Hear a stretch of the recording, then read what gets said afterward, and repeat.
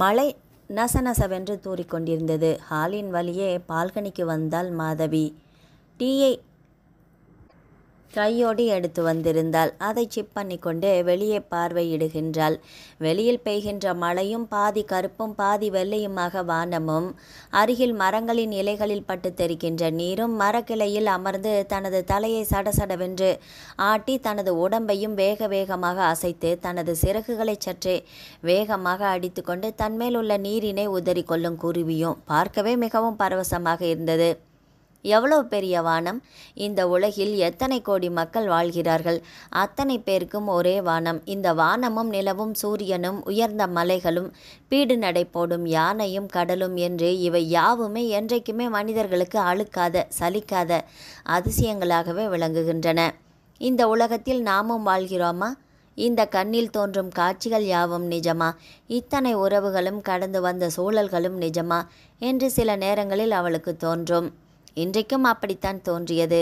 தான் இந்த உலகில் வாழ்கிறோமா அல்லது இந்த உணர்வுகளும் உடம்பும் பிரம்மையா என்று தன்னைத்தானே சற்று கிள்ளி பார்த்து கொண்டாள்.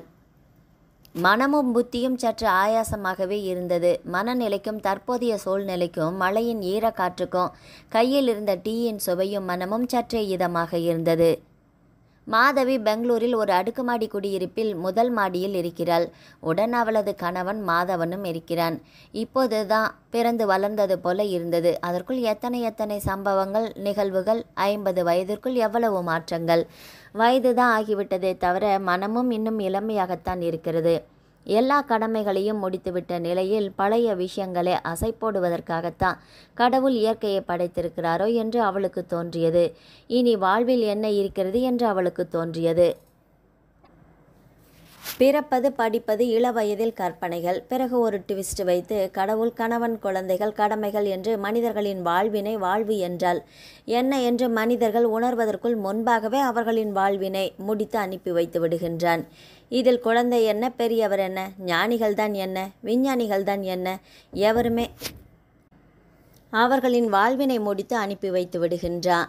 இதில் குழந்தை என்ன, பெரியவர் என்ன, ஞானிகள் தான் என்ன, விஞ்ஞானிகள் தான் என்ன, எவரும் தன்னுடைய சாதனைகளின் பயன்களை கூட அனுபவிக்க முடியாமல் தான் போய்விடுகின்றனர். அடுத்த தலைமுறையினரும் எந்த ஒரு கண்டுபிடிப்பின் கஷ்டங்களும் தெரியாமல் தான் பயன்படுத்துகின்றனர். எனவே எவருமே எதனையுமே பெரிதாக உணர்வதற்கு நேரமே இல்லாமல் போகிறது. எத்தனை மனிதர்கள், எத்தனை பிரச்சனைகள், சுகமோ துக்கமோ, எதற்காக இவற்றை நாம் அனுபவிக்க வேண்டும்? எதற்காக தவறுகள் செய்ய வேண்டும், தண்டனைகளை அனுபவிக்க வேண்டும் என்றெல்லாம் எண்ணியவள் தன் வாழ்வில் நடந்தது போல எத்தனை பேருக்கு நடந்திருக்கும் என்று தனக்கு தானே கேட்டுக்கொண்டாள். விதிப்படிதான் எல்லாம் நடக்கிறது என்பதில் அவளுக்கு அலாதியான நம்பிக்கை இருந்தது. எவரும் நல்லவரும் இல்லை, எவரும் கெட்டவரும் இல்லை. எல்லாமே சஞ்சித பிராப்த கர்மாக்களின் வினையின் பயனாகத்தான் நடக்கிறது. இனி வருவனவற்றை ஆகாமிய கர்மாவின் படி நடந்தால் முக்தி நிலையினை அடைந்து விடலாம் என்று நினைத்தவள் தான் வாழ்வில் வாழ்ந்ததற்கு தனியாக தவம் எதுவும் செய்ய தேவையில்லை. தனது வாழ்க்கையை வாழ்ந்த விதமே தவம் போலத்தானே என்று எண்ணிக்கொண்டாள். உணர்வுகளை பாதிக்கக்கூடிய சூழ்நிலைகள், சில உறவுகள், அவற்றில் பாதிக்கப்படாமல் துணையாக இருந்து வேறு சில உறவுகள், அவற்றின் நியாயமான மனம் மற்றும் அன்பு இவை இல்லாது இருந்தால் தனது சூழ்நிலைகளை எப்படி சமாளித்திருக்க முடியும் என்று அவர்களை நன்றியுடன் நினைவு கூர்ந்தாள் மாதவி. வாழ்க்கை என்ற காட்டாற்று வெள்ளத்தில் எதையுமே நின்று நிதானித்து யோசிக்க கூட நேரமின்றி கால வெள்ளம் தள்ளி கொண்டு வந்து விட்டதாக உணர்ந்தாள். வாழ்வில் படித்தே ஆக வேண்டும் என்ற கட்டாயத்தினால் படிக்கிறோம், நிதி வேண்டுமே என்று சம்பாதிக்கின்றோம், தம் நிலை விருப்பங்கள் இவற்றை காலச்சூழல் மாற்றி வைக்க பெற்றோர் மற்றும் மற்றவர்களின் வாழ்க்கைக்காக நம்மை மாற்றிக்கொண்டு வாழ்கின்றோம் என்று எண்ணி பார்த்தாள். நம் கதையின் நாயகி மாதவி. புஷ்பலதா என்ற பெயரை அவளது தந்தை மாதவி என்று மாற்றியிருந்தார். அப்படியே அழைக்க மாதவியாகி போனாள். பள்ளியில், கல்லூரியில் என்று அஃபீஷியலாக மாதவி என்றே அவளது பெயர் ஆகிவிட்டது. அப்பா வேதமூர்த்தி, அம்மா மீனாட்சி, தம்பி நந்தகுமார் என்று அழகானதொரு அளவான குடும்பம். நடுத்தர வர்க்கத்து குடும்பம்தான். அப்பாவிற்கு ரயில்வேயில் உத்தியோகம், அம்மா ஹவுஸ் ஒய்ஃப். அவளை நல்ல முறையில் படிக்க வைத்து பிகாம் MBA முடித்து வைத்து ஒரு MNCயில் வேலையும் கிடைத்ததால் தனது 22வது வயதிலேயே US சென்று செட்டில் ஆகிவிட்டாள் மாதவி. அமெரிக்காவில் பெண் வேலை பார்க்கிறாள் என்ற அம்மா மீனாட்சி மிகவும் அகமகிழ்ந்து போவாள். சற்றே கோபமும் கண்டிப்பும் மிகுந்தவள். தனது தம்பியையும் நன்றாக படிக்க வைக்க வேண்டும் என்ற ஆசையில்தான் அமெரிக்காவிற்கே சென்றாள். அலுவலகத்தில் சிறந்த நிர்வாகி என்று பெயர் எடுத்தாள். விருதுகளும் பாராட்டுகளும் வந்து குவிந்தன அவளுக்கு. உடன் வேலை செய்த அதிகாரி ஸ்ரீராம் அவனும் தமிழ்நாட்டைச் சேர்ந்தவன் என்பதில் இருவரும் ஒரே பிளாட்டினை வாடகைக்கு எடுத்துக்கொண்டு தங்கியிருந்தனர். ஒரே காரிலேயே அமெரிக்கா முழுவதும் 2 வருடங்கள் சுற்றி பார்த்தனர். அவன் அலுவலகத்தில் அவளுக்கு அலுவலக ரீதியான விஷயங்களில் உதவி செய்வதும், வீட்டில் உணவு தயாரிப்பு, வீட்டு வேலைகளை பகிர்ந்து கொண்டு செய்வது என்றோ இருவரும் இணை பிரியாமல் வாழ்ந்து வந்தனர். என்றாலும் நட்புணர்வுடனே வாழ்ந்து வந்தார்கள். இந்த நிலையில் 2 வருடங்கள் கழித்து ஒரு நாள் மாதவிக்கு வரன் பார்த்திருப்பதாகவும் உடனே இந்தியாவுக்கு வரும்படியும் வேதமூர்த்தி கூற ஸ்ரீராமிடம் சொல்லிவிட்டு இந்தியாவுக்கு கிளம்புகிறாள் மாதவி. ஃப்ளைட்டில் ஏறும் வரையில் ஒன்றும் தோன்றவில்லை. ஏறிய பிறகு மனதில் ஏதோ வெறுமையாக உணர்ந்தாள். ஸ்ரீராமுக்கும் ஏனோ அவள் கிளம்பி சென்ற பின் மனம் தடுமாறியது. அவன் நினைத்தான் தன் மனம் அவளை விரும்புகிறதோ என்று. பிறகு அவளுக்கு என்று நினைத்தவன் தன்னை விரும்பினால் அவள் ஏன் இந்தியாவிற்கு போகப் போகிறாள் என்றும் குழம்பினான். ஆனால் எப்படியாவது இந்த வரன் அவளுக்கு அமையாமல் போகட்டும் என்று வேண்டிக் கொண்டான். இந்தியாவில் பெண்ணை பார்க்க பிள்ளை வீட்டினர் வந்து விட்டார்கள். பிள்ளை பார்க்க ராஜா மாதிரி ஜம் என்று தான் இருந்தான். எல்லாருமே கலகலவென்று பேசினர். மாதவியின் வீட்டில் எல்லாருக்குமே மாப்பிள்ளையை பிடித்து போயிற்று. என்ன மாப்பிள்ளை, எங்கள் பொண்ணை உங்களுக்கு பிடிச்சிருக்குதா என்று பெரியம்மா கேட்க, மாப்பிள்ளை எனக்கு ரொம்பவே பிடித்திருக்கிறது என்றான். நான் பெண்ணிடம் சற்று தனியே பேச வேண்டும் என்றான். அப்பாடா என்று இருந்தது மாதவிக்கு. தனி அறையில் வந்தான். உட்காருங்கள் என்றாள். 2 சேர்கள் போடப்பட்டு இருந்தது. உட்காருங்கள் என்றான். மாப்பிள்ளை பரவாயில்லை என்றார். மாதவி, எனக்கு உங்களை மிகவும் பிடித்துள்ளது. உங்களுக்கு என்னை பிடித்திருக்கிறதா என்று மாப்பிள்ளை கேட்க, இல்லை சாரி அது என்று அவள் இழுத்ததும் சட்டென்று மனதில் ஒரு ஏமாற்றம் தோன்ற எச்சில் விழுங்கி கொண்டார் மாப்பிள்ளை. என்றாலும் பரவாயில்லை சொல்லுங்கள் என்றார். இல்லை, என்னுடன் அமெரிக்காவில் உடன் தங்கியிருக்கும் நண்பர் ஒருவரை நான் நேசிக்கிறேனோ என்று நினைக்கிறேன். அவர் என்று மாப்பிள்ளை கேட்க தெரியவில்லை. போய்த்தான் கேட்க வேண்டும். அவர் சம்மதித்தால் அவரையே கல்யாணம் செஞ்சு கொள்ளலாம் என்று நினைக்கிறேன் என்றாள். அவர் சற்றே ஜோவியலானவர். எனவே பரவாயில்லை, உங்கள் எண்ணம் வெற்றி பெற எனது வாழ்த்துக்கள் என்று கூறிவிட்டு சென்று விட்டார். வீட்டில் உள்ளோர் என்னடி என்ன பேசினாய் என்று கேட்க தனது தாயாரிடம் தனது எண்ணத்தை தெரிவித்தாள் மாதவி. வயது, ஜாதி, உத்தியோகம், சம்பளம் எதிலுமே தடையின்றி ஒரே ஆஃபீஸில் வேறு வேலை பார்ப்பதால் தனது பெண்ணிற்கு பச்சை கொடி காட்டிவிட்டாள் தாயார். எங்கே அவனுடன் ஃபோட்டோவை காட்டி என்றாள். மாதவி ஸ்ரீராமின் ஃபோட்டோவை காட்ட அதை பார்த்ததும் டபுள் ஓகே. அப்பாவும் தம்பியும் கூட பார்த்துவிட்டு சூப்பராக இருக்கிறார் ஸ்ரீராம் என்று சொல்ல சந்தோஷமாகவே US திரும்பினாள். ஸ்ரீராம் அவளை கண்டதும் அருகில் வந்து நின்ற ஸ்ரீராம், வா, எப்படி இருக்க, வீட்டில் அம்மா தம்பி எல்லாம் சௌக்கியமா என்று சம்பிரதாயத்திற்கு கேட்டுவிட்டு, ஆமாம், வரன் விஷயம் என்னாச்சு என்று கேட்க, பிடிக்கவில்லை என்றாள் மாதவி. உன்னை அவருக்கு பிடிக்கவில்லையா என்று ஆச்சரியத்துடன் கேட்டான் ஸ்ரீராம். இல்லை, அவரை எனக்கு பிடிக்கவில்லை என்றாள். பிறகு என்றான் ஸ்ரீராம். அவரிடம் நான் வேறு ஒருவரை நினைத்து கொண்டிருக்கிறேன். அவரைத்தான் கல்யாணம் பண்ணிக்கொள்ளப் போகிறேன் என்று சொன்னேன். அதற்கு அவரும் வாழ்த்துக்கள் என்று கூறிவிட்டு போய்விட்டார் என்றாள். வரன் அமையவில்லை என்ற சந்தோஷமும் வேறு யாரையோ நினைக்கிறாள் என்ற வருத்தமும் அடைந்தான். ஏர்போர்ட்டிற்கு வந்து நின்றதும் வரன் அமையவில்லை என்றபோது அவனது கண்களில் தெரிந்த ஒளியையும் கண்டு தன்னை அவனுக்கு பிடித்திருக்கிறது என்று கண்டுபிடித்து விட்டாள். என்றாலுமே அவனுடன் விளையாடி பார்ப்போம் என்றுதான் வேறு ஒருவரை விரும்புவதாக சஸ்பென்ஸ் வைத்தாள்.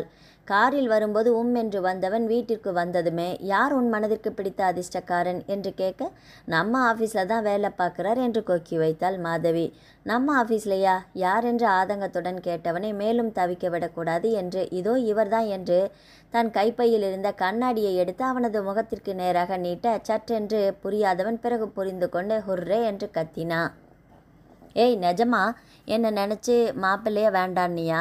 நானும் தான் நீ கிளம்பி போய் கொஞ்ச நேரத்தில் எப்படி தவிச்சு போனேன் தெரியுமா என்றான். அதற்கு எப்படியோ எங்கள் அம்மாவிடம் சொல்லி பர்மிஷனும் வாங்கிட்டேனே என்றாள்.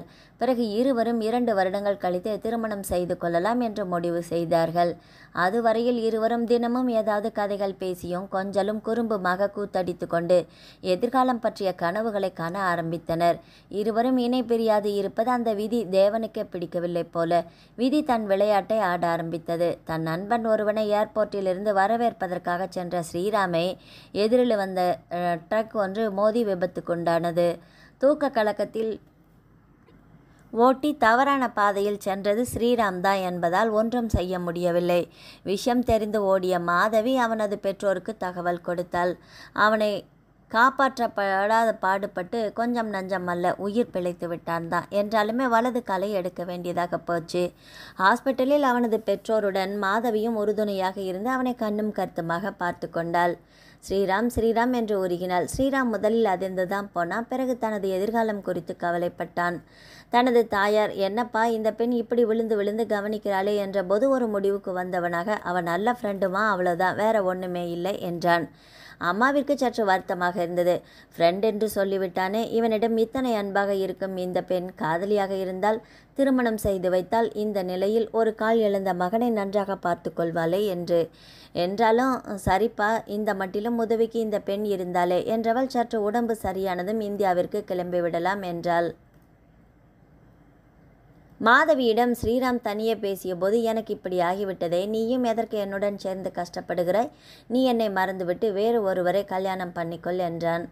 அவள் கண்ணீருடன் அவன் வாயை பொத்தினாள். வேண்டாம் ஸ்ரீராம், உன் வாயால் இப்படியெல்லாம் பேசாத. எனக்கு இப்படி ஆகியிருந்தா என்ன நீ விட்டிருப்பியா? ஸ்ரீராம் அவளது கையை எடுத்து தனது கண்களில் ஒத்தி கொண்டான். அவனுக்கு புதிய நம்பிக்கை பிறந்தது. பெற்றோரின் வற்புறுத்தலால் மாதவியை யுஎஸில் விட்டுவிட்டு இந்தியாவிற்கு பெற்றோருடன் திரும்பினா. மாதவியும் 3 மாதங்கள் கழித்து யுஎஸ் வேலையை விட்டுவிட்டு இந்தியா வந்தாள். அவள் வந்தவுடன் தனது தாயாரிடம் விஷயத்தை கூறினாள். ஸ்ரீராமுக்கு இப்படி ஆகிவிட்டதால் தான் வேலையே விட்டுவிட்டு வந்துவிட்டேன் என்றாள். தாயாருக்கு கடும் கோபம் வந்துவிட்டது. என்னடி இப்படி சொல்கிற? அவனுக்கு அப்படியானா அது அவனோட தலைவிதி. நீ ஏன் வேலையை விட்டுட்டு வந்த?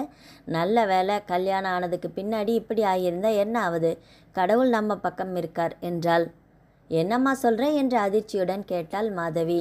ஆமாம், அவன் கால் தான் அப்படி ஆயிடுச்சு. நீ எனக்கு ஒரே பொண்ணு, நீ நன்றாக இருக்க வேண்டும் என்று எனக்கு ஆசை இருக்காதா? நீ அவனை மறந்துவிடு. கண்டிப்பாக ஒரு கால் இழந்தவனுக்கு என் பெண்ணை கொடுக்க மாட்டேன் என்று கூறினாள். ஆமாம், ஏன் இப்படியெல்லாம் பேசுகிறம்மா? உன்கிட்ட கேட்டப்புறம் தானே நான் ஸ்ரீராமுக்கு விருப்பத்தை சொன்னேன் என்று கேட்க, அப்போ கேட்ட இல்லை, இப்போவும் அம்மாங்கிற மரியாதை உனக்கு இருந்தால் இதையும் கேளு. நிச்சயமாக அவனுக்கு உன்னை தரமாட்டேன் என்று கராராக சொல்லிவிட்டாள். அப்போ நான் கல்யாணமே பண்ணிக்க மாட்டேன் என்றாள் மாதவி. ரொம்ப சந்தோஷம், இப்படியே என் பொண்ணாகவே இரு என்றதுமே மேலே என்ன பேசுவது என்று தெரியவில்லை. ஸ்ரீராமிற்கு தான் இந்தியா வந்த தகவலை கூறினாள். அவனும் அவளை பார்ப்பதற்காக அவளது வீடு தேடி வந்தான். அவன் வந்த பிறகு அவனிடம் பேசி நல்ல முடிவினை எடுப்போம்.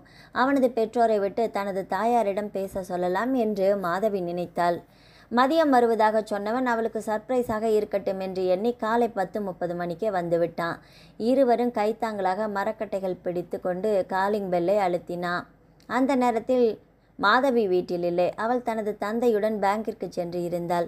கதவை திறந்ததோ மாதவியின் அம்மா. அவனை கண்டதோ சற்றே திடுக்கிட்ட மீனாட்சி பிறகு சமாளித்து கொண்டு, என்னப்பா எப்படி இருக்க என்று ஒப்புக்கு கேட்டாள். நன்றாகத்தான் இருக்கிறேன், இப்போ பரவாயில்லை என்றவன், மாதவி எங்கே என்று கேட்க, தம்பி, நீங்கள் படித்தவர், பண்பானவர், உங்களுக்கு கொடுப்பதற்கு முதலில் நான் எந்த தடையும் சொல்லவில்லை. ஆனால் இப்படி ஆன பின்பு எனக்கு உங்களுக்கு அவளை திருமணம் செய்து வைக்க மனமும் இல்லை. நீங்களும் அவள் மீது உண்மையான அன்பு வைத்திருக்கிறீர்கள் என்றால் தயவு செஞ்சு அவளது வாழ்விலிருந்து விலகிவிடுங்கள். நீங்கள் இங்கு வந்ததையோ நாம் பேசியதையோ கண்டிப்பாக அவளிடம் சொல்லவும் கூடாது. அவள் சிறு பெண். நீங்கள் அவளை வேண்டாம் என்று எதையாவது கூறி மறுத்துவிட்டால் நாளடைவில் மனது மாறிவிடுவாள். எனவே நீதான் தம்பி எனக்கு உதவி செய்யணும் என்றதுமே ஸ்ரீராமிற்கு ஒன்றும் புரியவில்லை. தலையில் இடி விழுந்தது போல இருந்தது. இப்படி உள்ளே அழைத்து உட்கார வைத்து சண்டையிடாமல் சமாதானமாக அம்பு விட்ட மீனாட்சி அம்மாளிடம் அவனால் ஒன்றும் பேச முடியவில்லை.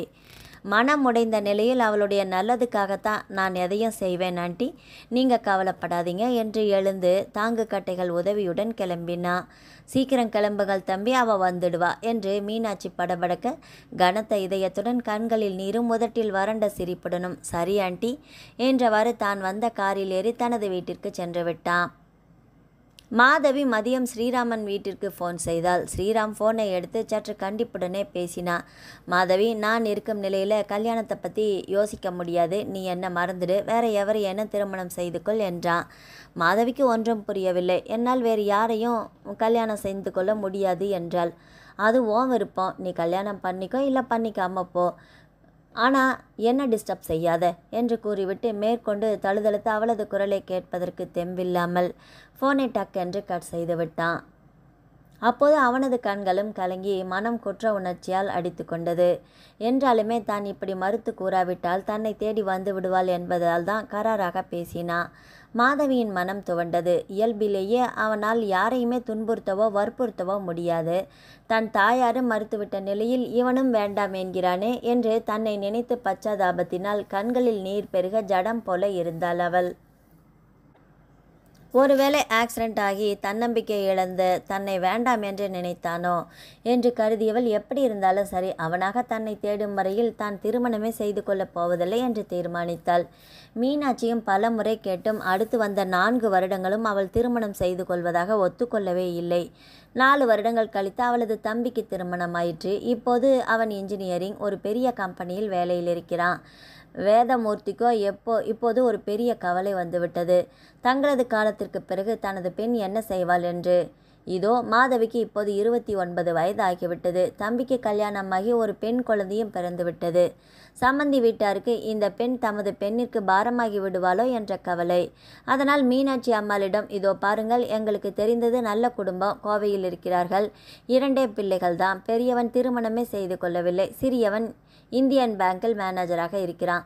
பிக்கல் பிடுங்கல் இல்லாத நல்ல இடம், எங்களிடம் நல்ல பொண்ணாக இருந்தால் சொல்லுங்கள் என்கிறார்கள்.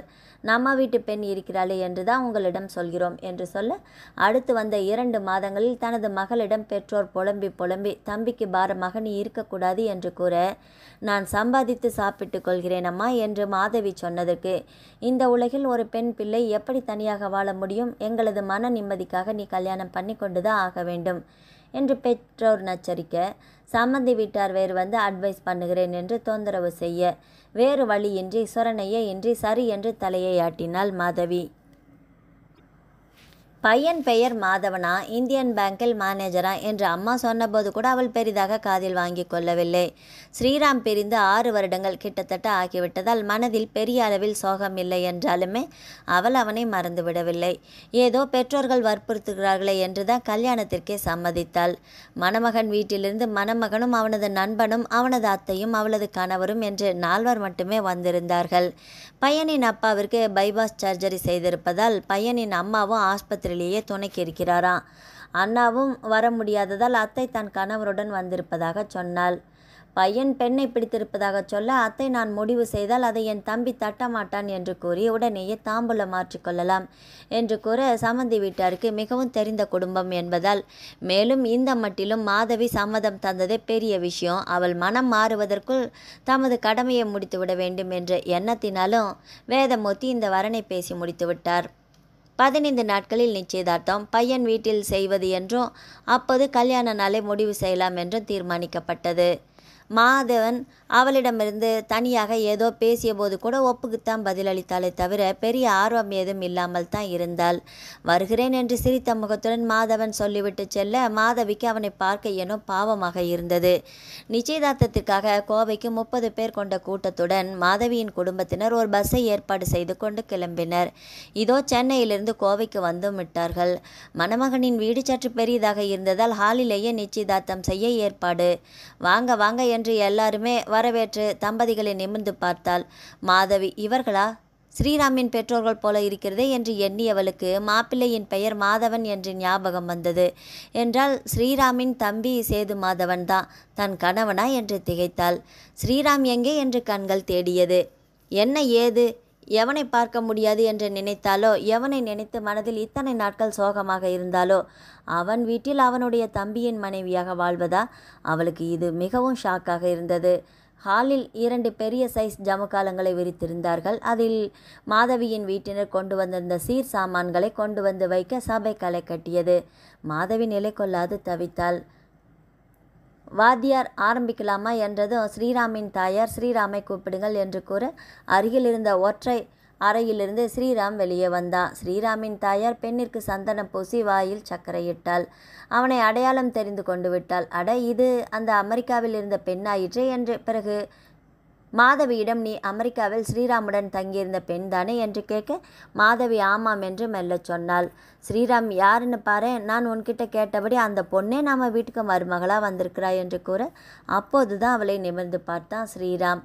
இத்தனை பெரிய கூட்டத்தில் கட்டை கால்களுடன் வந்து நிற்க வேண்டாம் என்று சற்று ஒதுங்கி ஓரமாக நின்றவன் அதுவரையில் மாதவியின் முகத்தை பார்க்கவே இல்லை.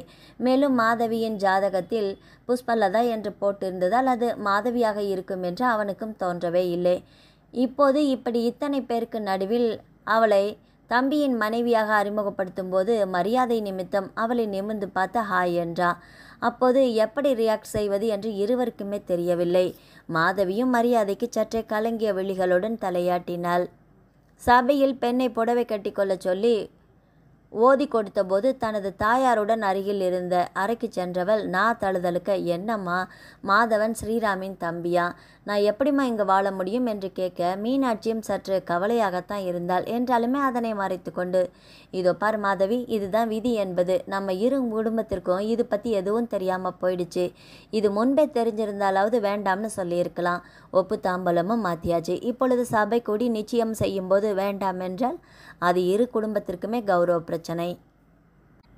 அம்மா என்று இழுத்தவளை வாயை மூடிக்கொண்டு வா என்று ஹாலுக்கு அழைத்து வந்தாள். சிறப்பாகவே நிச்சயதார்த்தம் முடிந்தது. இன்னும் 40 நாட்களில் கல்யாணம் என்றும் முடிவானது. மைத்துனனாக வரவேண்டியவனே கணவனாக வருவது தன் தலைவிதியை நொன்று கொண்டு அமர்ந்திருந்தாள் மாதவி. ஸ்ரீராமும் தனது தம்பியின் மனைவி மாதவியா என்று சற்றே தடுமாறினாலும் தங்களது காதல் தனது குடும்பத்திற்கு தெரியாது என்பதால் தனது தம்பி மிகவும் சந்தோஷமாக இருப்பதைக் கண்டு தன்னால் அவனது மகிழ்ச்சி நிலை குலையக்கூடாது என்று சமாளித்து கொண்டா. எங்கேயோ யாருடனோ வாழ வேண்டியவள் தன் வீட்டிற்கே மருமகளாக வருகிறாள் என்றபோது சற்று வருத்தமாகவும் இனி நாம் அவளை தினமும் பார்க்க போகின்றோம் என்பது சற்று ஆறுதலாகவும் கூட இருந்தது ஸ்ரீராமுக்கு. கலப்பட மன உணர்ச்சிகளால் அவன் மனம் கொந்தளித்தாலுமே இனி அவள் என் தம்பியின் மனைவி, அதற்குரிய மரியாதையை அவளுக்கு நாம் தர வேண்டும் என்று உறுதி பூண்டான். நிச்சயம் முடிந்து எல்லாருமே கிளம்புகிற வேளையில் ஸ்ரீராமை மாதவியின் கண்கள் தேட அமைதியாக தலையை ஆட்டி இமைகளை மூடி திறந்து போய் வா என்பது போல விடை கொடுத்தான் ஸ்ரீராம். அவன் முகம் அப்போது தெளிந்திருந்தது போல மாதவிக்கு தோன்றியது. கனத்த மனதுடன் பஸ்ஸில் ஏறி சென்னைக்கு வந்தாள். 40 நாட்கள் கிடுகிடு என்று ஓடிவிட்டது. அதற்குள் நகைகள் வாங்கவும் புடவை எடுக்கவும் சத்திரத்துக்கு அலங்காரத்திற்கு டிசைன் பார்த்து முடிவு செய்து வாசலில் வாழை இளநீர் குலைகள் கட்டவும் சாரட் வண்டி பாண்டு வாத்திய ஏற்பாடுகள் செய்தோம். பிரமாதமான சமையல்காரரை ஏற்பாடு செய்தோம். 4 செட் மேலதாளங்களும் கல்யாணத்தில் அழகிய கோலங்களிட தக்க ஏற்பாடுகள் செய்தோம். கச்சேரிக்கு பெரிய பாடகியை புக் செய்தோம். வருபவர்களுக்கு வெற்றிலை பாக்குடன் வைத்து தர கிஃப்ட் ஆர்டிகல்ஸ் வாங்கியோம் என்று பம்பரமாக பரபரவென்று சுழன்றார்கள் மாதவியின் பெற்றோர்கள். இரு வீட்டிற்கும் பெரிய வேத ஆகமங்கள் படித்த நல்ல வாத்தியாராக ஏற்பாடு செய்திருந்தார்கள். ஸ்டேஷனிலிருந்து வருபவர்களை அழைத்து வந்து விடுவதற்காகவே 4 கார்களை நிறுத்தியிருந்தார் வேதமூர்த்தி. திருமண நாள் வந்தே விட்டது. தலைய பட்டுப்புடவை கட்டி மகாலட்சுமி போல நகைகள் அணிந்து தலை குனிந்து நின்றிருந்த மாதவியை பார்த்த ஸ்ரீராமுக்கு தன் தம்பி அதிர்ஷ்டசாலி என்று மனம் பெருந்தன்மையாக நினைத்தது. மாப்பிள்ளை அழைப்பு, ஊர்வலம், சத்திரத்தை நெருங்க கூட்டம் பாண்டு வாத்தியத்திற்கு ஆடியபடி ஹோ என்ற இறைச்சலுடன் கத்திக்கொண்டு வந்தது. சத்திரத்தின் உள்ளே மாப்பிள்ளை நுழைந்தபோது பாண்டு வாத்தியம் நிறுத்தி மங்கள வாத்தியம் முழங்க மணமகளின் கையில் மாலையும் செண்டும் கொடுக்கப்பட்டு மணமகன் கையிலும் அதே போல கொடுக்கப்பட்டு அன்றைய தினமே ரிசப்ஷன் என்று ஏற்பாடு செய்யப்பட்டிருந்தது. அதனாலேயே ஒருவருக்கொருவர் மாலையிட்டு கையில் சென்றுடன் சத்திரத்திற்குள் நுழைய கால்கள் பின்னிக்கொண்டு மனம் குலைய நடக்கவே தடுமாறினாள் மாதவி. மெல்லிசை கச்சேரி களை கட்ட வருவோரும் போவோரும் மணமக்களை வாழ்த்தி பரிசு பொருட்களை கொடுத்துவிட்டு செல்ல கால்கள் வலித்தது மாதவிக்கு. கால்களை மாற்றி மாற்றி அசைத்து கொண்டு நின்றாள். இதை கவனித்த ஸ்ரீராம், பூ வேண்டுமென்றால் கொஞ்சம் நேரம் உட்கார்ந்து கொள்ள மாதவி, இங்கே கையில் கொடுத்துவிடு அந்த செண்டை அருகில் வந்து மெல்லமாக கூற திரும்பி அவனை பார்த்தாள் மாதவி. என்னை டிஸ்டர்ப் செய்யாதே என்று ஃபோனை கட் செய்தது நினைவிற்கு வர சற்றே முறைப்பாகவே அவனை பார்த்தாள். அவன் முகம் துவண்டு போனது. மீண்டும் அவள் ஸ்ரீராமையே பார்த்து கொண்டு இருந்தாள். சாரி என்று உதட்டசைவில் கூறிவிட்டு தலை குனிந்தான். பாவம் ஸ்ரீராம் என்ன செய்வான்? தன் கால் இழந்ததால் என் நலன் கருதிதானே அவன் அப்படி சொல்லியிருப்பான் என்று எண்ணிய மாதவி அடுத்தாற்போல அவன் பார்த்த தருணங்களில் சற்றே மெலிதாக புன்னகைத்தாள். அப்பாடா என்று இருந்தது ஸ்ரீராமுக்கு. நல்ல வேலை, நம் மீது ஏதும் வருத்தமில்லை, சிரிக்கிறாளே என்று மனம் குளிர்ந்தான். எப்படியோ மாதவியும் மாதவனும் சந்தோஷமாக வாழ்ந்தால் அதுவே போதும் என்று நினைத்தான். அன்று இரவு எல்லாருமே சாப்பிட்டு விட்டு கை அலம்பி விட்டு வரும்போது மாதவியும் கை அலம்பி விட்டு மெதுவாக மாடிப்படி ஏற சட்டென்று ஒரு தூணுக்கு பின்னிருந்து எதிரே தோன்றிய ஸ்ரீராம், மது, நீ எதற்கும் சஞ்சலப்படாதே, இது விதி என்றால் இதனை ஏற்றுக்கொள்ளத்தானே வேண்டும், எனவே இயல்பாக இரு என்று கூறிவிட்டு சற்று கஷ்டப்பட்டு அந்த இடத்தை தனது தாங்கு கட்டைகளின் மூலம் நகர்ந்து சென்றான்.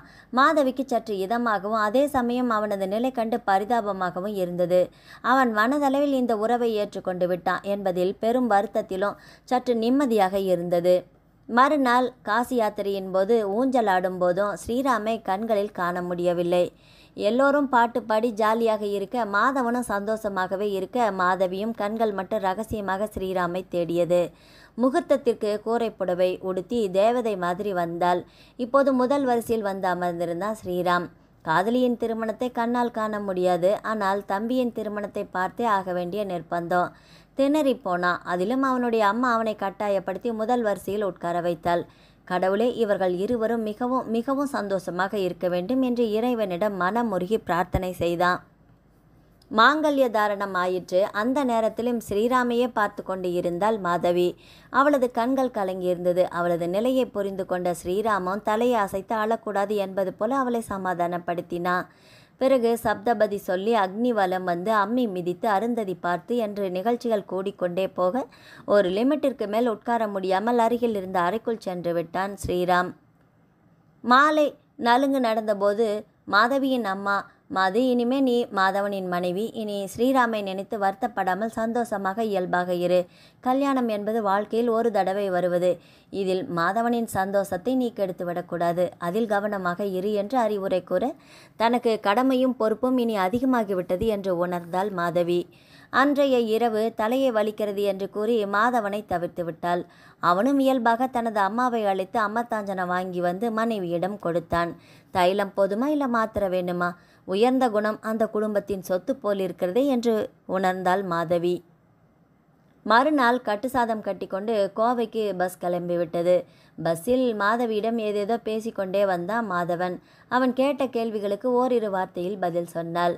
முன்னால் அமர்ந்திருந்த ஸ்ரீராமையே பார்த்து கொண்டு வந்தாள். அவன் ஒரு ஞானியைப் போல கண்களை மூடிக்கொண்டு அமர்ந்திருந்தான். அன்று இரவு வீட்டு வந்து சாப்பிட்டு முடித்த பின் மாதவன் இதோ வந்து விடுகிறேன் என்று வெளியே சென்றுவிட, வந்தவர்களுக்கு வெற்றிலைப்பாக்கு கொடுத்து அனைவரையும் அனுப்பிவிட்டு ஸ்ரீராமின் தாயார் வந்தார். மாதவி, சாப்பிட்டு மேலே போய் ரெஸ்ட் எடுத்துக்கோ, அப்படியே நீ சாப்பிடும்போது ஸ்ரீராமுக்கும் பரிமாறிடு, நான் அவருக்கு சாப்பாடு கொடுத்துட்டு மருந்து மாத்திரைகள் கொடுக்க வேண்டும் என்று தனது கணவரின் ரூமிற்கு சாப்பாடு எடுத்துக்கொண்டு போனாள். ஸ்ரீராமுக்கு சாப்பாடு போடும்போது கைகள் நடுங்கியது. அவளின் கண்ணீர் துளி அவனது கையில் பட்டது. அவன் நிமிர்ந்து பார்த்தான். மாதவி, இனி நீ என் தம்பியின் மனைவி. நமக்குள்ளே இருந்த பழைய விஷயங்களின் நினைவுகளை நீ மறந்துவிட வேண்டும். எனக்கும் கல்யாணம் ஆகாத நிலையில் நீயும் மாதவனும் ஒழுங்காக குடித்தனம் நடத்த வேண்டும். இந்த வீட்டிற்கு வாரிசு என்று கண்டிப்பாக வேண்டும். நான் இந்த நிலையில் திருமணம் செய்து கொள்ளப் போவதே இல்லை என்று முடிவெடுத்திருக்கிறேன். விதிப்படி நமக்குள் இப்படி ஏற்பட்ட உறவை நீ ஏற்றுக்கொண்டுதான் ஆக வேண்டும். மன சஞ்சலமின்றி மாதவனுடன் நீ வாழத்தான் வேண்டும். உங்கள் இருவரின் சந்தோஷமும் எனக்கு மிகவும் முக்கியம் என்றான். அவன் சொல்வதின் நியாயம் உணர்ந்து கண்ணீருடன் சரி என்று தலையாட்டினாள் மாதவி. பிறகு வந்த நாட்களில் ஹனிமூன் போகலாம் என்றதற்கு வரமாட்டேன் என்று கூறி மறுத்துவிட்டாள். மாதவி ஸ்ரீராமிற்கு புரிந்துவிட்டது, தன்னை நினைத்துத்தான் மறுத்துவிட்டாள் என்று. மீண்டும் அவளுக்கு அட்வைஸ் செய்தான். அதற்கு அவள் கூறினாள், கம்பல் செய்யக்கூடாது ஸ்ரீராம், ஒருவரை ஒருவர் புரிந்து கொள்வதற்காகத்தான் ஹனிமூன் செல்ல வேண்டும். ஒரு பானை சோற்றுக்கு ஒரு சோறு பதம் பார்த்தால் போதும். நான் உங்கள் யாருக்குமே எந்த குறையும் வராமல் நடந்து கொள்வேன் என்றாள். ஸ்ரீராமின் மனம் நிம்மதியடைந்தது. மாதவி அடுத்து வந்த நாட்களில் சற்று இயல்பு நிலைக்கு திரும்பிவிட்டாள். மாதவனும் அவளிடம் மிகவும் அன்பாக நடந்து கொள்ள, ஸ்ரீராமின் தாயார் மாதவனிடம், பாருடா, உன் அண்ணாவின் ஃப்ரெண்டையே நீ கல்யாணம் பண்ணி கொண்டா என்று கூற, அவன் சிரித்து கொண்டே, எனக்கு இனி ஸ்ரீராமை பற்றி கவலை விட்டது, இனிமே நீதான் ஸ்ரீராமையும் கவனித்து கொள்ள வேண்டும் என்று கூற, மாதவிக்கும் ஸ்ரீராமுக்கும் மனம் நெகிழ்ச்சி அடைந்தது. மாதவனுடன் குடும்பத்தில் எல்லாருமே சேர்ந்து அவளை தாங்கு என்று தாங்கினார்கள். ஸ்ரீராமுக்கு உடைகளை துவைத்து கொடுப்பது, உணவளிப்பது, அவனது ரூமை சுத்தம் செய்து தருவது என்றெல்லாம் பல உதவிகளை மாதவியும் பார்த்து பார்த்து செய்தாள். 1.5 வருடங்கள் ஆயிற்று. இப்போது மாதவி மாசமாக இருக்கிறாள். மாதவன் ஆப்பிள் வாங்கி வருவதும் மாதுளம் பழமும் குங்குமப்பூவும் ஹெல்த்தி ட்ரிங்க்ஸ் எதுவும் வாங்கி வந்து குவித்து விட்டான். மாது மாது என்று ஸ்ரீராமும் அவளிடம் மிகவும் அன்பாக இருந்தான். மாதவியும் ஸ்ரீராம் என்று அவனை அழைக்க குடும்பத்தில் யாரும் இதனை தவறாக எடுத்துக்கொள்ளவே இல்லை. நல்ல ஆரோக்கியமான உறவுகளை கொண்டதாக அந்த குடும்பம் திகழ்ந்தது. அன்று வளைகாப்பு. மாதவிக்கு மாமியார் பார்த்து பார்த்து அலங்கரித்தாள். திருஷ்டி விழாமல் இருக்க கன்னத்தில் மையால் பொட்டும் வைத்தாள். எல்லோருமே சேர்ந்து நலங்கு வைத்து பாட்டு பாடி சந்தனம் குங்குமமிட்டு வளையலிட்டு தலையில் பூ வைத்து வெகு விமர்சையாக கோலாகலமாக உறவினர்கள் புடைசூழ வளைகாப்பு நன்றாக நடந்தது. வந்தவர்கள் எல்லாருமே சென்ற பின் ஸ்ரீராமின் அத்தை மட்டும் வீட்டு வேலைகளுக்கு உதவியாக இரவு தங்கிவிட, இரவு சாப்பாடு முடிந்த பின் கையெழும்ப போகும்போது தன்னை தாண்டி சென்ற ஸ்ரீராமுக்கு வழி விடுவதற்காக நகர்ந்த மாதவி ஈரத்தலையில் கால் வலிக்கு விழப்போனாள். தாங்கு கட்டைகளின் உதவியுடன் பின்னால் வந்த ஸ்ரீராம் அந்த நிலையிலும் மாது என்று பதறியபடி அவளை ஒரு கையால் தாங்கி பிடிக்க உதவி செய்தான். பின்னால் வந்த அத்தைக்கு இந்த காட்சியை கண்டதும் பிடிக்காமல் போயிற்று. அவள் தனது தம்பியை அழைத்து, இதோ பாருடா, கல்யாணமாகாத மச்சினன் இருக்கிற வீட்டில் இந்த ஜோடிகளை ஒன்றா வைக்காத. அவர்கள் பெயரிட்டு அழைப்பதும் இவனே கால் இல்லாதவன், அவளை விழாமல் தாங்கி பிடிக்கிறதும் நல்லாவே இல்லை. இதை நான் இல்லாது வேற யாராவது பார்த்துருந்தா என்ன ஆயிருக்கும்? இதெல்லாம் நன்றாக இல்லை. இவர்களை தனி கொடுத்தனவை சொல்லிவிட்டேன் என்றபடி ஸ்ரீராமின் தாயாரிடம், உனக்கும் தான் சொல்கிறேன், வீட்டில் என்ன நடக்குதுன்னு கொஞ்சம் கண்ணை திறந்து பாரு என்று கூறி தன் வீட்டிற்கு நடையை கட்டினாள். ஸ்ரீராமின் தாயார் லட்சுமிக்கு ஒன்றும் புரியவில்லை. தனது கணவர் தியாகராஜிடம், இப்போது என்ன செய்வது என்று கேட்க, என்ன செய்வது என்று கேட்கிறாய்? அறிவில்லை உனக்கு? இது நம்ம குடும்பம், நம்ம பிள்ளைகள் முத்துக்கள், மிகவும் நல்லவர்கள். அந்த அளவிற்கு மேலாக ரொம்ப ரொம்ப நல்ல பெண் மாதவி. என் அக்கால் என்ன, யார் எதை சொன்னாலுமே நம்ம குடும்பத்தில் எவரையுமே நம்மால் விட்டு கொடுக்க முடியாது. அப்படி விட்டு கொடுக்க வேண்டிய அவசியமும் இல்லை. அந்த அளவுக்கு இங்கு தவறு செய்யக்கூடியவர்கள் யாருமே இல்லை என்று கூற, இதை கேட்ட மாதவியின் மனம் நெகிழ்ந்தது. மாதவனிடம் ஸ்ரீராம் சென்று, மாதவா, கர்ப்பிணி பெண் கீழே விழக்கூடாது என்றுதான் தாங்கி பிடித்தேன். தவறு என்றால் என்னை மன்னித்துவிடு என்று கூற, சட்டென்று உட்கார்ந்திருந்த இடத்திலிருந்து எழுந்து ஸ்ரீராமின் மார்பில் கை வைத்து தள்ளினான் மாதவன். தடுமாறி கீழே விழுந்தவனை கண்டு அனைவரும் பதறிப்போய் ஓடி வந்து தூக்கினர். என்ன கேட்ட? மன்னிப்பா? அறிவில்லை உனக்கு? உன்னை மன்னிக்க என்னால் முடியாது என்று மாதவன் குரல் உயர்த்த, இல்லை, நான் வந்து என்றவனை அருகில் வேகமாக வந்து அணைத்து கொண்டு மாதவன் சொன்னான், ஏய், நீ என்னோட அண்ணன். என் மேலே உனக்கு எத்தனை பாசம் பரிவு இருக்கிறதோ அத்தனை அளவிற்கு அவள் மீதுமே உனக்கு இருக்கிறது. நீ இன்றி வேறு யாராக இருந்தாலும் அனிச்சையாக இப்படித்தான் செய்திருப்பார்கள். ஏன், நானாக இருந்திருந்தால் கூட இப்படித்தானே செய்திருப்பேன். இதற்கு போய் அந்நியன் போல மன்னிப்பெல்லாம் கேட்கிறாயே, வெக்கமாக இல்லை உனக்கு என்று பொறிந்தான். இப்படியாக நாட்கள் நகர்ந்து கொண்டே இருக்க மாதவி ஒரு நாள் தனது மாமனாரை பார்த்து சொன்னாள், மாமா, ஸ்ரீராம் 3 வருடங்களாக இப்படியே வேலைக்கு போகாமல் வீட்டிலேயே இருக்கிறாரே, அவருக்கு ஒரு டிபார்ட்மெண்டல் ஸ்டோர் வைத்து கொடுத்தால் என்ன என்று கேட்க, செய்யலாமே என்று அவர் கூற, மாதவனிடம் கேட்டதற்கு அவனும் சம்பாதித்து தான் ஆக வேண்டும் என்று கட்டாயமா? எத்தனை வருடங்கள் ஆனாலும் ஏன், ஆயுள் வரையிலும் என் அண்ணனை நான் காப்பாற்றுவேனே என்றான். மாதவி உணவு பரிமாறிக்கொண்டே, அதற்கில்லை, இவ்வளவு படித்தவர், மிகவும் திறமைசாலி, அவரை இப்படி வீட்டிலேயே வைத்து முடக்காமல் அவருக்கென்று ஒரு தொழிலை ஏற்படுத்தி கொடுத்தால் சற்று உற்சாகமாக இருப்பார் இல்லையா, அதனால் தான் சொன்னேன் என்று கூற, மாதவனும் தியாகராஜனும் வீட்டிற்கு அருகிலேயே ஒரு டிபார்ட்மெண்டல் ஸ்டோரை ஆரம்பித்து கொடுத்தார்கள். முதலில் சிறிது தடுமாறி போனவன் வியாபாரம் சூடு பிடிக்க உற்சாகமாக கடையில் வேலையில் மூழ்கி போனான். அவனது முக வசீகரம், பேச்சு திறமையும் அவனது தொழிலுக்கு பக்கபலமாக விளங்கியது. 4 வருடத்திற்குள்ளாகவே பக்கத்தில் இருந்த பில்டிங்கையும் சொந்தமாக வாங்கி தொழிலை விரிவுபடுத்தினான். கடையில் வேலை முடிந்த பின் வீட்டிற்கு வந்த மாதவனின் குழந்தைகளுடன் விளையாடுவதை வழக்கமாக்கி கொண்டான். 4 வருடங்களில் 2 குழந்தைகள் மாதவனுக்கு, ஒரு பெண்ணும் ஒரு பையனும் என்று அழகான குழந்தைகள். பெரியப்பா பெரியப்பா என்று பாசத்துடன் ஒட்டி கொண்டார்கள்.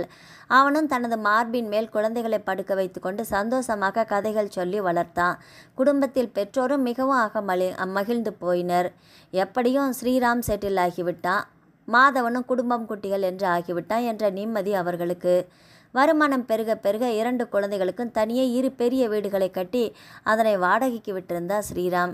இது எதுக்குப்பா என்று மாதவன் கேட்க, சும்மா இருடா, இது குழந்தைகளுக்கான என் அன்பளிப்பு, நான் வேற யாருக்காக சம்பாதிக்க வேண்டும் என்று கேட்டான் ஸ்ரீராம். பிள்ளைகள் வளர்ந்து விட்டார்கள். பெரியவன் 10ஆவதும் சிறியவள் 6ஆம் வகுப்பும் படிக்க ஆரம்பிக்க ஸ்ரீராமுக்கு 45 வயதாகிவிட்டது. காதோரம் நரை எட்டி பார்க்க ஆரம்பித்தது. ஒரு நாள் எதேச்சையாக தனது பெண்ணின் பத்திரிகை ஒன்றில் ஒரு நாள் எதேச்சையாக தனது பெண்ணின் பத்திரிகை ஒன்றினை கொடுக்க வந்த உறவினர் ஒருவர், ஏன் தியாகராஜன், ஸ்ரீராம் தான் நன்றாக சம்பாதித்து செட்டில் ஆயிட்டானே, அவனை இப்படியே விட்டுட்டா எப்படி? அவனது காலத்துக்கு உதவியா ஒரு பெண் வேணாமா? அவன் இப்படி சன்னியாசி போலவே வாழ வேண்டியது தானா என்று கேட்டார். ஒரு கால் இல்லை என்றாலும் பார்க்க ராஜா மாதிரி ஜம்முன்னு தானே இருக்கிறான், ஒரு ஏழை பெண்ணா பார்த்து கல்யாணம் செஞ்சு வையுங்களேன் என்று கூறிவிட்டு செல்ல, அதுதானே தனக்கு ஏன் இது தோன்றாமல் போயிற்று என்று தியாகராஜன் எப்படியோ அங்கே இங்கே தேடி பிடித்து ஒரு வரனை கொண்டு வந்தார். முதலில் மனைவியிடம் சொல்லி பிறகு மாதவியிடம் சொல்லி ஸ்ரீராமை சம்மதிக்க வைக்க சொன்னார்.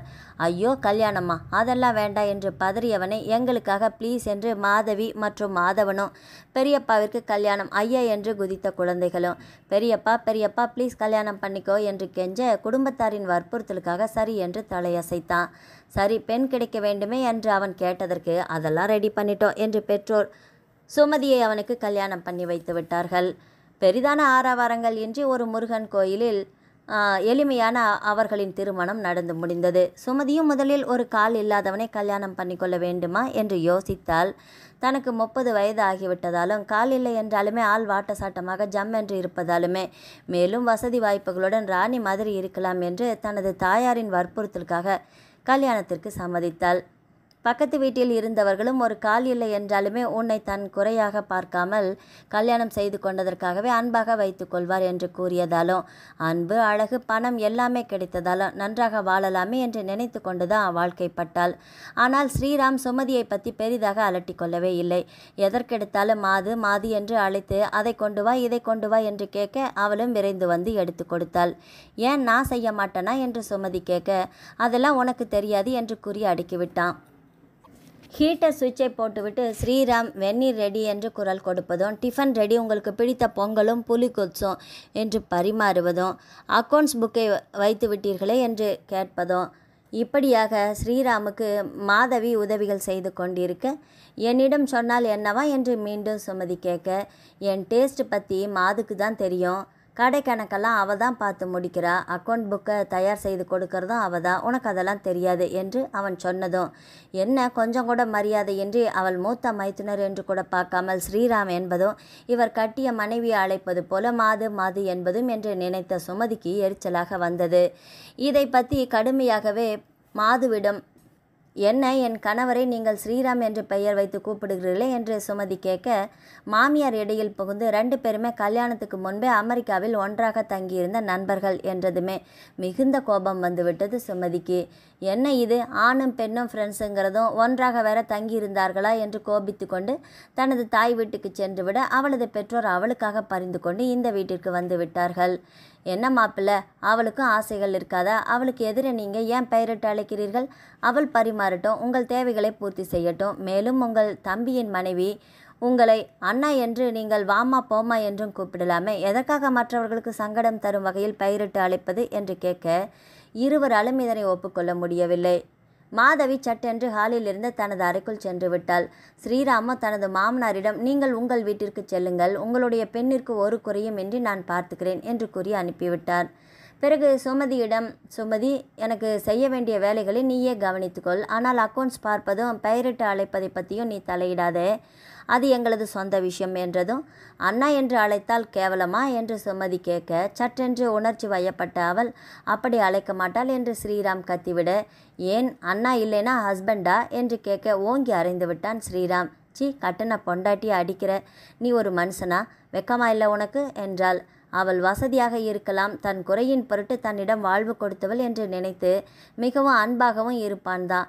நினைத்தது தான் ராஜ்யம் என்று நினைத்தவளுக்கு அவன் அவளை மிகவும் சாதாரணமாக சாப்பிட்டியா தூங்கினியா என்று கேட்பதும், வேறு எந்த விஷயமும் உனக்கு தெரியாது, தேவையில்லை என்பது போல நடந்து கொள்வதும் பிடிக்கவே இல்லை. தன்னை மனுஷன் என்றும் நீ போவா என்று ஏக வசனத்தில் பேசியது ஸ்ரீராமுக்கும் பிடிக்கவே இல்லை. நீ என்ன செய்வ, படிப்பே ஸ்டேட்டஸோ இல்லாத வந்தவள் தானே, மரியாதை பற்றி எதுவுமே தெரியாதவள் தானே. ஆமாம், நீங்கள் 2 பேரும் தான் ரொம்பவே படிச்சிருக்கிறீங்க, உங்களுக்கு தான் உலகத்திலேயே ஸ்டேட்டஸ் இருக்குது, ஏன் இந்த 2ம் இருந்தால் என்ன வேணும்னாலும் நியாயம் இல்லாமல் செய்யலாமா? மூத்த மைத்துனர் பெயரை சொல்லி கூப்பிட்றது, பொண்டாட்டி இருக்கும்போதே அவளுக்கு செய்ய வேண்டிய காரியங்களை தானாக செய்கிறது, தம்பி பொண்டாட்டின்னு மரியாதை இல்லாமல் மாது மாதுன்னு வலியுறது, அண்ணான்னு கூப்பிட சொன்னால் முடியாதுன்னு சொல்கிறது. நல்லா இருக்குதே, நாங்கள் ஏழையாக இருந்தாலும் இப்படியெல்லாம் முறை தவறியெல்லாம் செய்ய மாட்டோம். பின்ன சும்மாவா சொன்னாங்க? அண்ணன் பொண்டாட்டி அரை பொண்டாட்டின்னு, தம்பி பொண்டாட்டி தான் பொண்டாட்டின்னு. பிஸ்னஸ் நிறைய காசு வருதுன்னு தான் பொண்டாட்டி வந்தப்புறம் கூட உன்னை விட மாட்டேங்கிறா. நீ நொண்டியாக இருந்து கூட அவளை கண்டா அவளை ஏதாவது சொன்னால் எகிரி எகிரி குதிக்கிற என்று இறைத்தாள். மாதவியின் மீது மிகுந்த அன்பு கொண்டிருந்தாலுமே விகாரமான எண்ணங்கள் ஏதுமின்றி நாகரிகமாக நடந்து கொண்டிருந்த ஸ்ரீராமுக்கு சுமதி மாதவியை இப்படி விமர்சிப்பது பிடிக்கவே இல்லை.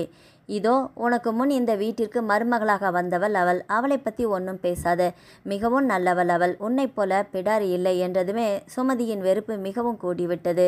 கட்டிய பொண்டாட்டியை விட தம்பி பொண்டாட்டி தான் பெருசாக போயிடுச்சா உனக்கு? அப்போ ஏன் என்ன கல்யாணம் பண்ணிக்கிட்ட? எதுக்கு ஏன் கழுத்து அறுத்த என்று கேட்டு அழ ஆரம்பித்து விட்டாள். இது பெரிய தலைவலியாகிவிட்டது ஸ்ரீராமுக்கு. என்னதான் தம்பியின் மனைவியாக இருந்தாலுமே மாதவி ஸ்ரீராமின் முன்னாள் காதலி. இது குடும்பத்தாருக்கு தெரியாது என்றாலுமே அவர்களின் மனதிற்கு தெரியும் தானே. எவர் மனதும் புண்படாமல் இருவரும் மிக நல்லபடியாக நடந்து கொண்டாலுமே பழைய நினைவுகள் இருவரது உள்ளங்களிலும் நிறைந்தே இருக்கின்றது. இந்த நிலையில் மாதவி சும்மா வார்த்தைக்காக அண்ணா என்று கூப்பிட்டிருந்தாலுமே ஸ்ரீராமாலேயே அந்த உறவை ஏற்றுக்கொள்ள முடியாது. நியமப்படி உள்ள உறவுகளை வார்த்தையால் கொச்சைப்படுத்துவது அவனால் ஏற்றுக்கொள்ளவே முடியாது. இதே நிலையில் தானே மாதவியும் இருந்தால். மைத்துனர் என்றும் தம்பியின் மனைவி என்றும் இருவரும் உறவு நிலையை உணர்ந்து பரஸ்பரம் மரியாதை கொடுத்து வாழ்ந்து வருகிறார்கள். அதில் எந்த மாற்றமும் இல்லை என்றாலுமே இத்தனை வருடங்களாக மாது மாது என்று உள்ளார்ந்த அன்புடனும் உரிமையுடனும் அழைத்து வந்தவன் இப்போது திடீரென்று இருவரும் மாற்றிக்கொள்வது என்பது முடியாத காரியம். எனவே இந்த புதிய உறவுக்கு என்ன பதில் சொல்வதென்று இருவருமே நினைத்தார்கள். தனிமையில் பேசும்போது மாதவி ஸ்ரீராமிடம், ஸ்ரீராம், சுமதி சொல்வது போல உங்களை அண்ணா என்றெல்லாம் போலியாக என்னால் கூப்பிட முடியாது. எனது பெற்றோரின் வற்புறுத்தலுக்காகத்தான் திருமணமே செய்து கொண்டேன். உங்களுடைய மற்றும் உறவினர்களின் மனம் கோணாது எவர் மனதும் துன்புறக்கூடாது என்று எனது இயல்பான குணத்தில்தான் விதிப்படி என்ன நேர்கிறதோ அதனை ஏற்றுக்கொண்டு வாழ்ந்து வருகின்றேன். இருவரிடமும் மிகுந்த கண்ணியமான உள்ளமும் நடவடிக்கைகளும் இருக்கிறது. அப்படி இருக்க உங்களை சுமதி சொல்வதற்காக அண்ணா என்று அழைக்க வேண்டிய அவசியம் எனக்கு இல்லை. நான் என் குடும்பத்துடன் தனி கொடுத்திடம் வேண்டுமானால் சென்று விடுகிறேன் என்று கூற, அதற்கு ஸ்ரீராம், மாதவி, இரு, அவசரப்படாதே. என் அப்பா அம்மாவுக்கு வயதாகிவிட்டது. குழந்தைகளோ என் மீது மிகுந்த பிரியத்துடன் இருக்க என்னாலுமே என் தம்பியை விட்டு இருக்க முடியாது. நீங்கள் எல்லாருமே என்னை விட்டு விட்டு சென்று விட்டால் எனக்கு இன்னொரு காலையும் இழந்தது போல ஆகிவிடும் என்றான். மேலும் கொஞ்சம் பொறு, நான் சுமதியிடம் ஏதாவது பேசி சமாளித்து விடுகிறேன் என்றான். எப்படியோ அவளை தாஜா பண்ணி சமாதானப்படுத்தி விட்டான். இப்படியே 1.5 வருடம் கடக்க அதற்குள் ஸ்ரீராமுக்கு ஒரு பிள்ளை குழந்தை பிறந்துவிட்டது. பிறகு அவளுக்கு தலைகால் புரியவில்லை. தன் பிள்ளையை வசதி என்று கொண்டாடினாள். எவர் கையிலும் பிள்ளையை தராமல் கூடிய மட்டிலும் தவிர்த்து வருவாள். மாதவனின் பிள்ளைகள் படிப்பில் சந்தேகம் கேட்க ஸ்ரீராமனிடம் பெரியப்பா என்று வந்தால் கூட, என்னடா இங்கே கொஞ்சல் வேண்டி கிடக்குது என்று விரட்டி விடுவாள். ஒரு நாள் எதேச்சியாக ஸ்ரீராம் பீரோவில் இருந்த டாக்குமெண்ட்களை பார்த்துவிட்டாள். மாதவனின் 2 குழந்தைகள் பேரிலும் வீடு வாங்கி அதனை வாடகைக்கு விட்டிருப்பதை கண்டுபிடித்து விட்டாள். மீண்டும் வேதாளம் முருங்கை மரம் ஏறியது. என்ன இது? முதல்ல ஃப்ரெண்டுன்னு, இப்போ அவள் குழந்தைங்க பேரில் வீடை வாங்கி வச்சிருக்கிற, இதற்கு என்ன அர்த்தம் என்று சண்டையிட்டாள். மாதவனிடம் இதுவரையில் அவள் சண்டையிட்ட எந்த விஷயத்தையுமே யாருமே கொண்டு செல்லவில்லை. ஆனால் சுமதி இன்று நேரிலேயே பத்திரங்களை எடுத்து சென்று, மச்சினரே நில்லுங்கள், இதென்ன அக்கிரமம்? உங்கள் பிள்ளைகள் பேரில் என் புருஷன் வீடுகள் வாங்கி வச்சிருக்கிறாரு. அப்படின்னா உங்கள் மனைவிக்கும் ஸ்ரீராமுக்கும் என்ன உறவு என்று கேட்க ஸ்ரீராம் திகைத்து போனான். இப்படி வக்கரமான பேச்சுகளை அவன் வாழ்நாளில் கேட்டு வாழ்ந்தவன் இல்லை. அவர்கள் வீட்டிலும் எதையும் உன்னுடையது என்னுடையது என்று பிரித்து பார்த்து வாழ்ந்ததுமில்லை. எனக்கு தெரியாது என்றாலும் என்னை மன்னித்து கொள்ளுங்கள். இங்கு என் பிள்ளைகள் அண்ணாவின் பிள்ளைகள் என்று பாகுபாடெல்லாம் எங்கள் இருவருக்குமே கிடையாது. என் குழந்தைகளுக்கு ஸ்ரீராமின் சொத்துக்கள் எதுவும் வேண்டாம், நான் அவர்களை பார்த்து கொள்வேன் என்றான். இதை கேட்டுக்கொண்டே வந்த மாமனார் சுமதியிடம் சென்று, என்னம்மா இப்படியெல்லாம் பேசுகிற? மைத்துனர் என்ற மரியாதையின்றி பேசுகிறாயே. ஸ்ரீராமுக்கு கடை வைத்து கொடுத்ததே நானும் மாதவனும் தான். எனக்கு என் பிள்ளைகள் இருவருமே ஒன்றுதான். பேரப்பிள்ளைகள் மீது எந்த பாகுபாடும் கிடையாது. இங்கு உங்கள் பணம், வீடு, சொத்துக்கள் என்று எல்லாருக்குமே உரியது தான் இது எல்லாம் என்று வாதிட்டார். அப்போ எல்லாருமே போய் கடையில் உட்காந்து சம்பாதிக்கிறீர்களா? கடை இருக்குது, வசதி இருக்குது என்று தானே இந்த நொண்டியை கல்யாணம் செய்து கொண்டேன் என்று நாக்கில் நரம்பில்லாமல் சட் என்று பேசிவிட்டாள். அப்பா என்ன இப்படியெல்லாம் அவமானப்படுத்துவதற்காக கல்யாணம் செஞ்சு வச்சிங்க என்று ஸ்ரீராம் கண்கள் கலங்கி தழுதழுக்க அது எல்லோர் மனதையும் நிலைக்குலைய வைத்து விட்டது. இதை கண்ட மாதவன், போதும் நிறுத்துங்கள், இனி நானும் என் குடும்பமும் தனியே போய்விடுகிறோம். ஸ்ரீராம், உன் சொத்துக்கள் என் குழந்தைகளுக்கு வேண்டாம் என்று எழுதி கொடுத்துவிட்டு நாங்கள் வெளியே சென்று விடுகிறோம் என்றான். சொன்னபடி எழுதி கொடுத்துவிட்டு தனது குடும்பத்தருடன் வேறு ஊருக்கு டிரான்ஸ்ஃபர் வாங்கி கொண்டு சென்று விட்டான். ஸ்ரீராமின் மனம் உடைந்து போனது. ஏற்கனவே ஹிருதய நோயாளியான தியாகராஜன் பிள்ளைகள் பிரிந்த அதிர்ச்சியில் காலமானார். பிறகு மாமியாரை பார்த்து கொள்ள முடியாது என்று சொல்லி சுமதி ஸ்ரீராமின் தாயாரை துரத்துவிட அவள் மாதவன் வீட்டிற்கே வந்து சேர்ந்தாள். மனம் தடுமாறிய ஸ்ரீராம் ஒழுங்காக கடையை கவனிக்க முடியாமல் முடங்கி போனான். இதற்கெல்லாம் சுமதி கவலைப்படவே இல்லை. கடை இழுத்து மூடப்பட்டது என்றாலுமே வீட்டு வாடகை, வங்கியின் சேமிப்பிலிருந்து வட்டி இவை மூலம் வருமானத்திற்கு குறைவின்றி சுகமாகவே வாழ்ந்தாள். பிள்ளை கண்டிக்கவும் கற்றுக் கொடுக்கவும் ஆளின்றி ஏனாத்தானோ என்று வளர்ந்து வந்தான். இதை காண சகிக்காமல் மனம் தடுமாறி போனது ஸ்ரீராமுக்கு. இவன் எதை சொன்னாலும் அதற்கு மறுப்பாகவும் எதிர்ப்பாகவும் பதில் செய்வாள் சுமதி. இப்படி இருக்க ஸ்ரீராமுக்கு மிகவும் கடுமையான ஜுரம். டாக்டர் பிளட் டெஸ்ட் செய்து பார்த்து டைஃபாய்டு என்று சொல்லிவிட ஆஸ்பத்திரியில் சேர்த்துவிட்டு மாதவனுக்கு தகவல் கொடுத்தாள். அண்ணனை சென்று பார்த்த மாதவன் மிகவும் மனம் நொந்து போனான். கண்கள் ஒடுங்கி கடுமையான ஜுரத்தில் மூழ்கி கொண்டிருந்தான் ஸ்ரீராம். தனது மனைவி மற்றும் அம்மாவையும் ஸ்ரீராம் பார்த்து கொள்ள சொல்லிவிட்டு அலுவலகத்துக்கு சென்று விட்டான் மாதவன். 2 நாட்களாக அருகிலிருந்து பெற்ற தாயைப் போல மாதவி அவனை பார்த்து கொண்டிருந்தாள். சுமதியை அன்றைக்கு ஃபோனில் அழைத்து அவளை பார்த்து கொள்ளுமாறு கூறினாள். சுமதி ஹாஸ்பிட்டலுக்கு வந்தபோது மாதவி ஸ்ரீராமுக்கு மாத்திரையை வாயிலிட்டு தண்ணீரை ஊற்றி கொண்டிருந்தாள். சட்டென்று அவனுக்கு புரைக்கேற அவனுடைய தலையில் கை வைத்து தட்டி மார்பை தடவி விட்டாள்.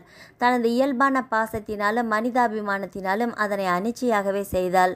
அப்போது அங்கே வந்த சுமதி இதனை கண்டு எரிச்சலுற்றாள். கட்டின பொண்டாட்டி நான் இருக்க இவளுக்கு என்ன இத்தனை அக்கறை? என் மாமியாரிடம் சற்று கடுமையாகவும் சத்தமாகவும் சுமதி கூச்சலிட ஆடிப்போயினர் மாதவியும் மாமியாரும். இதனை பார்த்து கொண்டிருந்த ஸ்ரீராம் மிகவும் ஆயாசத்துடன் எதுவும் பேச முடியாமல் கண்களை மூடிக்கொண்டான்.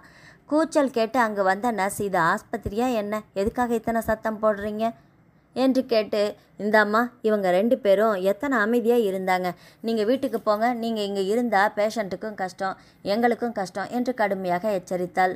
சுமதி கோபத்துடன் வீட்டிற்கு சென்று விட்டாள். மாதவி தனது மாமியாரை அங்கு விட்டுவிட்டு தானும் வீடு திரும்பினாள். 2 வாரங்களுக்கு பிறகு ஸ்ரீராம் டிஸ்சார்ஜ் ஆகி வீடு திரும்பினான். அவனிடம் சுமதி எதுவும் பேசவில்லை, ஆகாரமும் கொடுக்கவில்லை. அவன் வந்ததையும் அவள் அறியாதவள் போல இருந்தாள். ஸ்ரீராமின் தாயார் சுமதியை பார்க்கவே பயந்து கொண்டு அவனை வாசலிலேயே விட்டு சென்று விட்டிருந்தாள். சுமதியின் வாய்க்கு பயந்து எல்லாருமே விலகி இருந்தார்கள். 3 மணி நேரம் கழித்து ஸ்ரீராம் மெல்ல, சுமதி பசிக்குது என்றான்.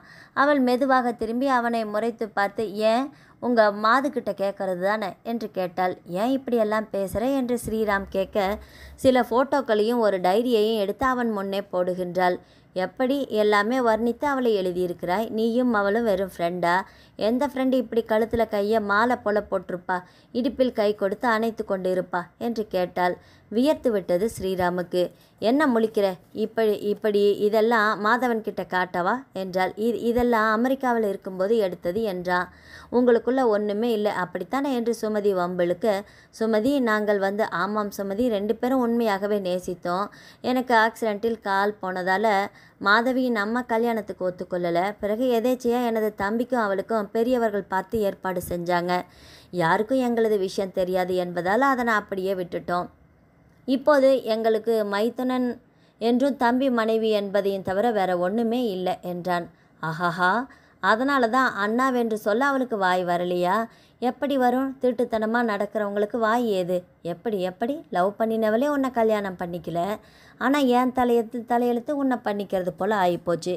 எல்லாமே ஏன் தலைவிதி என்றவள் சட்டென்று ஸ்ரீராம் அருகில் வந்து, ஏய் இதா பார், உன்னை கல்யாணம் செய்யும்போது ஒழுங்காக குடித்தனம் செய்யணுன்னு தான் நினச்சேன். ஆன பிறகு ஒரு கால் உனக்கு இல்லையேன்னு வருத்தம், இன்னொரு பக்கம் என்னமோ பாசமே இல்லாமல் இருக்கியேன்னு வருத்தம். இதில் வேற அவன் மேலே அவ்வளோ அன்பாக இருக்கிறது வேற பெரிய கஷ்டம். இப்படி ஒரு பெண்ணால் எதெல்லாம் பொறுத்து கொள்ள முடியாதா? அதுக்கு மேலே இப்போ அவள் உன்னை பழைய லவர்னு வேற தெரிஞ்சு போச்சா? என் வாழ்க்கையே போச்சுன்னு தெரிஞ்சப்புறம் எப்படி உன் மேலே எனக்கு இரக்கம் வரும்? இப்படித்தான் இருக்கணும்னு நினைக்கிற ஆள் நீ எதுக்கு என்ன கல்யாணம் பண்ணிக்கிட்ட? அப்படியே அவளை பார்த்துக்கிட்டே காலத்தை ஓட்டி இருக்கலாமில்ல? சரி போ, எப்படி இருந்தாலும் நீ பணக்காரன்னு சொல்லித்தானே எங்கள் வீட்டில் கல்யாணம் பண்ணி கொடுத்தாங்க. சரி போகட்டும். உன்னால் ஒரு நல்ல கணவனாகத்தான் இருக்க முடியல. எல்லா சொத்துக்களையும் என் பேரில் எழுதி வச்சுட்டு அவள் வீட்டுக்கு போயிடு என்றாள். ஏய் சுமதி, என்னாச்சு உனக்கு? நீயும் நானும் குழந்தையும்னு குடும்பமாக தானே இப்போ இருக்கிறோம். அப்புறம் எதுக்கு என்னை அங்கே போக சொல்கிற? இனிமேல் நான் உங்ககிட்ட கண்டிப்பாக அன்பாக இருக்கிறேன் என்று கெஞ்சினா ஸ்ரீராம். எப்படி ஏழை வீட்டு பெண் என்றால் இலக்காரமாக போச்சா உனக்கு? கண்டிஷன் போட்டெல்லாம் அன்பு வராது. எப்படி இருந்தாலும் அவன் மேலே இருக்கின்ற காதலும் அன்பும் மரியாதையும் என் மேலே உனக்கு வரவே வராது. அதனால் நீ சொத்தெல்லாம் எழுதி வச்சுட்டு அவள் வீட்டுக்கே போயிடு. இல்லைன்னா நான் மாதவனை போய் பார்த்து எல்லாத்தையுமே சொல்லிடுவேன் என்றாள். கண் கலங்கி மன துயரத்துடன் எல்லாவற்றையுமே அவளது பெயருக்கு எழுதி கொடுத்துவிட்டு மாதவனை தேடி வருகிறான் ஸ்ரீராம். விஷயம் தெரிந்த அனைவருமே சுமதியிடம் அவனை ஏற்றுக்கொள்ள சொல்லி கெஞ்ச, அவள் முத்தாய்ப்பாக அவர் எனக்கு இனிமே வேண்டாம், நீங்கள் அவரை வைத்து கொள்ளுங்கள் என்று கராராக சொல்லிவிட்டு, உங்களுக்கும் பிடிக்கவில்லை என்றால் வெளியே துரத்தி விடுங்கள் என்று கூறி கதவை படார் என்று சாத்தி தாளிட்டு விட்டாள். மானம் போகக்கூடாதே என்று தான் பொறுமையாக இருந்தேன். இனி எனக்கு எதை பற்றியுமே கவலை இல்லை. நீ நல்லா பார்த்துக்கோ உங்கள் அண்ணன் மற்றும் உன் மனைவியோட லட்சணத்தை என்று சொல்லிவிட்டு போனாள் சுமதி. எல்லாவற்றையும் பொறுமையாக பார்த்தான் மாதவன். பிறகு மெல்ல ஏறி மாடிக்கு சென்றான். அங்கு தனது பெட்ரூமில் துணிகளை மடித்து வைத்து கொண்டிருந்தாள் மாதவி. கட்டிலின் மீது ஃபோட்டோக்களையும் டைரியையும் போட்டான் மாதவன். என்ன மாதவி இது என்றான். அவற்றை கையில் எடுத்து பார்த்தாள் மாதவி. அவள் கண்களில் நீர் நிரம்பி வழிந்தது. ஏன், இது எப்படி? இத்தனை வருடங்களாக இவற்றை ஸ்ரீராம் பத்திரமாக பாதுகாத்து வைத்திருந்தானா என்று நினைத்தவளுக்கு ஏனோ மாதவனை பார்த்து பயம் மட்டும் வரவில்லை. மெல்ல கண்ணீரோடு அது என்றபடி கணவனின் பக்கம் திரும்பினாள். சட்டென்று அவளது முகவாயை பிடித்து தனது முகத்திற்கு நேராக திருப்பி அவளது கண்களை உற்று பார்த்தான் மாதவன். ஏன் மாதவி, இதனை முன்பே என்னிடம் சொல்லவில்லை என்று கேட்டான். என்ன சொல்வதென்று தெரியாமல் கழுத்து நரம்புகள் புடைக்க மெதுவாக எச்சில் விழுங்கி தனது கண்களை மூடிக்கொண்டாள் மாதவி. அவள் பதில் எதுவும் சொல்வதற்குள், எனக்கு தெரியும் மாதவி, எங்கே எனக்கு தெரிந்தால் நான் மனசு கஷ்டப்படுவேனோ என்று தானே மனதிற்குள் பூட்டி வைத்தாய். எத்தனை வருத்தம் இருந்திருக்கும் உங்களுக்குள். உண்மையை சொன்னால் இப்போதுதான் என் மனம் நிம்மதி அடைகிறது மாதவி, சந்தோஷமாக இருக்கிறது. என் அண்ணன் வாழ்வில் சந்தோஷம் அடையவில்லையோ என்று ரொம்பவே கஷ்டப்பட்டிருக்கிறேன். ஆனால் இந்த ஃபோட்டோக்களை பார்க்கும்போது மிகவும் சந்தோஷமாக இருக்குது. இதை எடுக்கும்போது நீங்கள் இருவரும் மனம் ஒருமித்தவர்கள். உனக்கு அவனும் அவனுக்கு நீயும் என்று தானே நினைத்திருப்பீர்கள். எதிர்காலத்திலும் நீங்கள் இருவரும் சேர்ந்து வாழ்ந்திருப்பீர்கள் என்று தானே நினைத்திருப்பீர்கள். அப்போது இந்த மாதவன் உனக்கு உறவு இல்லை. ஆனால் இந்த ஃபோட்டோவில் எந்த தவறும் இல்லை.